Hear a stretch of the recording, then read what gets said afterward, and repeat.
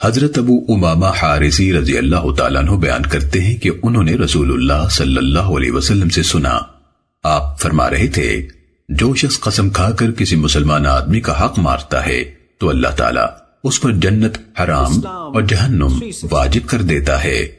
حاضرین میں سے ایک صاحب نے کہا، اگرچہ کوئی معمولی سی چیز ہو؟ نبی صلی اللہ علیہ وسلم نے فرمایا، اگرچہ پیلو کی ایک مسواک ہو۔ سننے ابن ماجہ حدیث نمبر 2324۔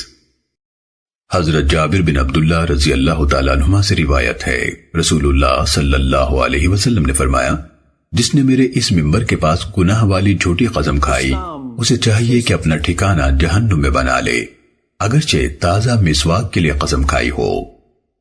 سننے ابن ماجہ حدیث نمبر 2325۔ حضرت ابو ہریرہ رضی اللہ تعالیٰ عنہ سے روایت ہے، رسول اللہ صلی اللہ علیہ وسلم نے فرمایا، اس ممبر کے پاس جو بھی بندہ یا بندی گناہ والی جھوٹی قسم کھائے گا، خاص تازہ مسواک کے لیے کھائے، اس کے لیے جہنم واجب ہو جائے گی۔